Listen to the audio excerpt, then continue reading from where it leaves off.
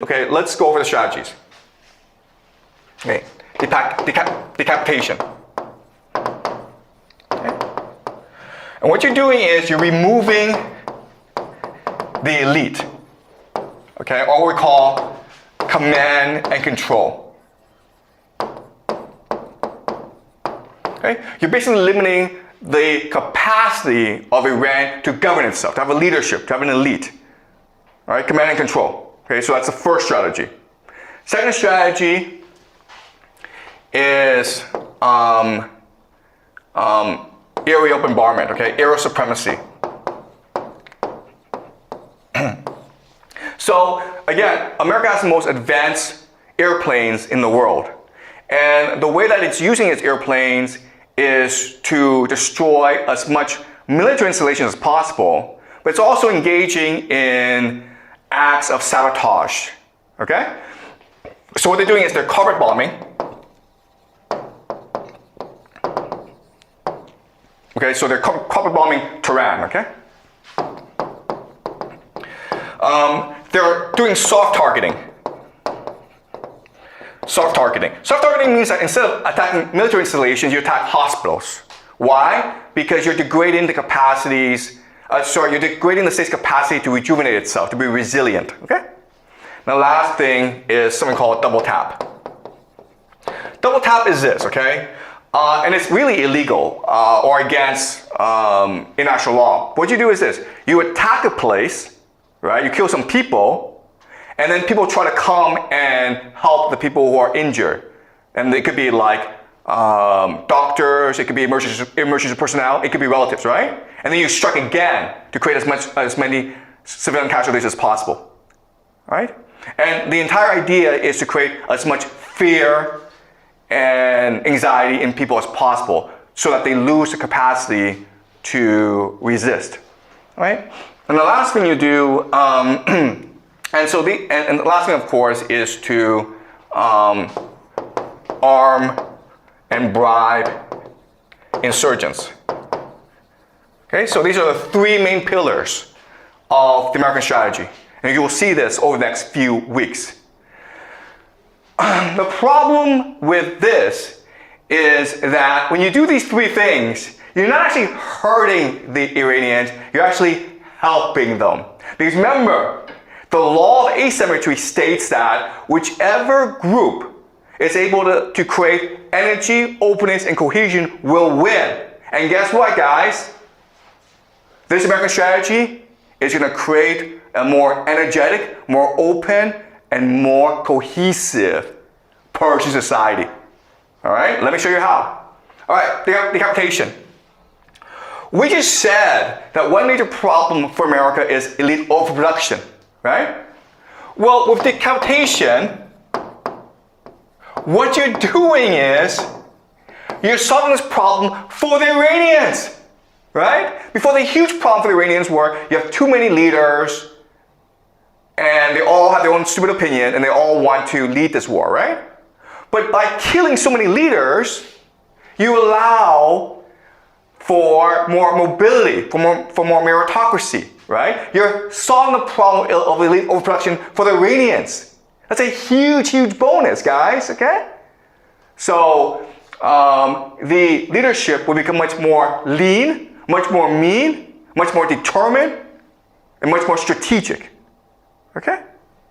That's number one. Number two, air supremacy. Well, when you do this to people, when you carpet bomb Tehran, you're creating a more cohesive society. Why? Because the major conflict in Iran for many decades was the conflict between the urban areas and the rural areas. The rural areas were very religious, very poor, very backward. And the urban areas were educated, secular, and progressive. Okay? And so there's this huge conflict that led to a lot of riots, a lot of protests in Iran. But when you carpet bomb the cities, which are the main source of support for progressive Western policies, you make them united with the rural areas, okay? Does that make sense? The Iranian people no longer see each other as enemies, they see the Americans, the Israelis, as enemies. You create a much more cohesive society, who are willing to fight together. And that's a problem, okay? All right, the last thing. Yes, you are arming the insurgents, the Bullocks, the Kurds, the Azaris. Okay, that's fine. The problem with this is that you are now activating, galvanizing Persian nationalism. Right? For the longest time, the Persian national identity was suppressed by the theocracy because they want to create a more, they want to create a grand religion that unites all ethnicities. When you turn the other minorities against the Iranians, then the Persian people have to come together and remember their history, celebrate their identity. And this is the key, okay? Once the Persian people are able to activate their long-lost memories, go back in the past and remember their greatness, they come together as an energetic, open, and cohesive society, okay? So, yes, the Americans have this strategy that worked in Libya and Syria and other places, but it's not going to work in Iran. In fact, it's going to do the opposite in Iran. Okay? And then you're like, well, why don't the Americans not do this? And I already told you, because it's an empire, okay? It doesn't care about Iran, it cares about itself. And so it's sort of stuck with this policy because remember, it's trying to win this war as quickly as possible because it doesn't have the manufacturing capacity to fight this war for a long time. It's trying to reduce as many casualties among its soldiers as possible because the Americans don't have the political will to fight this war. America's trying to win this war cheaply and fast. And if it doesn't, then America's in a lot of trouble. Okay, does that make sense, guys? All right, let me now let me now discuss the Iranian strategy, okay? So what the Americans are using is a classic strategy called siege warfare. Okay? And so what the Iranians are going to do is they're going to respond with a classic strategy called guerrilla warfare.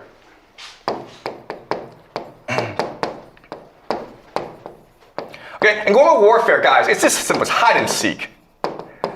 Alright? So you come bomb me with everything you have, I'll just hide in my mountains. And then when you leave, what am I going to do? I'm going to attack your GCC countries. I'm going to lob drones, rockets at you. I'm going to lob rockets at Israel. Okay? I don't have to strike that hard. I just have to be a pain in the ass. Okay? Because then what happens is you're forced to come back and bomb the living hell out of me. But guess what? I'll just hide in my mountains again. It's hide and seek. Okay?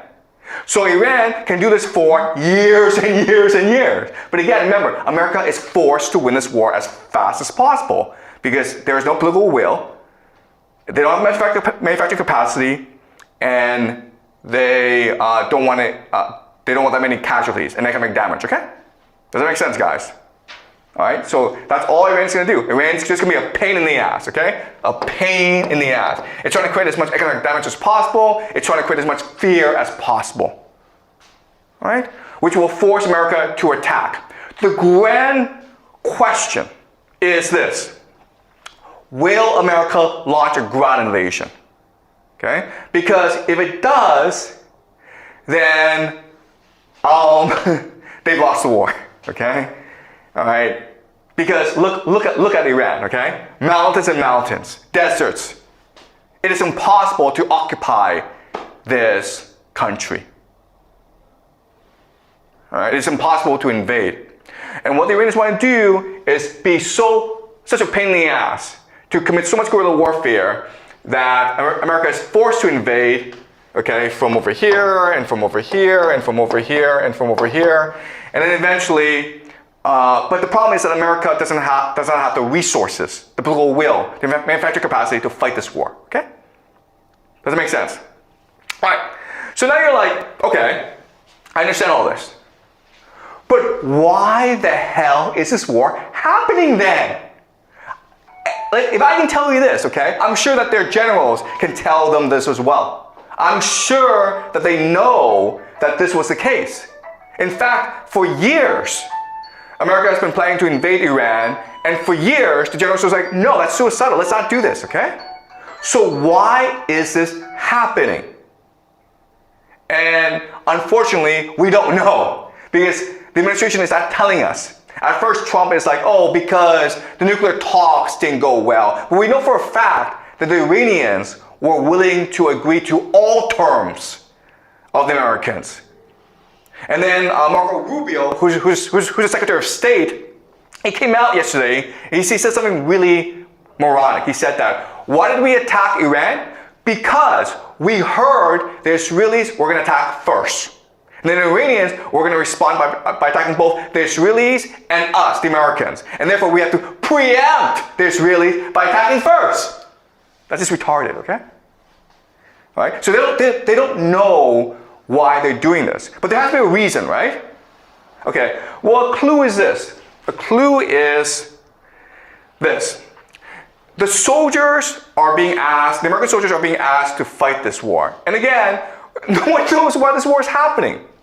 But there's reporting that the generals are telling the soldiers, this is a war for Jesus. This is a war to create the second coming of Jesus, okay? This is Jonathan Larson, and he's writing this on Substack, okay? U.S. troops were told Iran war is for Armageddon, the return of Jesus. What is this? All right, so this is something that we will look at as we go along. What is this crap? What is Christian Zionism? Why would they think that this war in the Middle East will cause the return of Jesus? Okay, we'll discuss this later on. But now it leads us to another problem, which is our entire class is on game theory, right?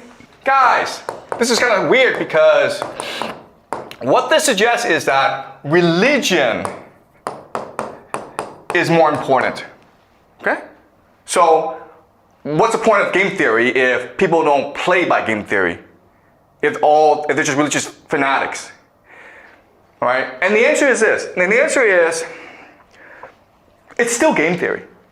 But the problem is that what you think, the game that you think they're playing is not the game they're playing.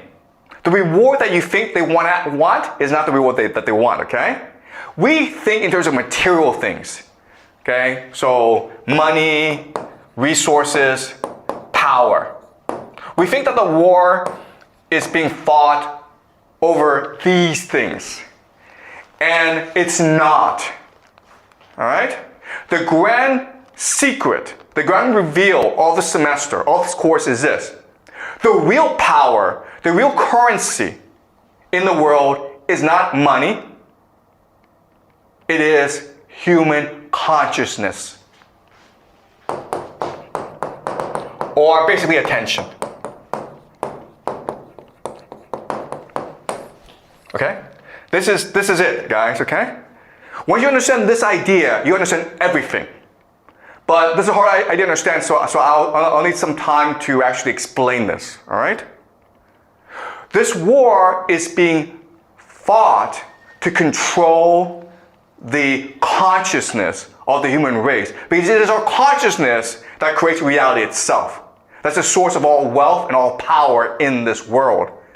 Okay? That's why this is happening. In other words, this is a war not just for Iran. This is a war not just for the Middle East. It is a war for the soul of humanity. This is what's happening, guys. Alright? This is what World War III is. World War III is meant to be the last and final war of all human history. Because whoever wins this war will control the very soul of human existence for all of eternity. Okay? That is the end game.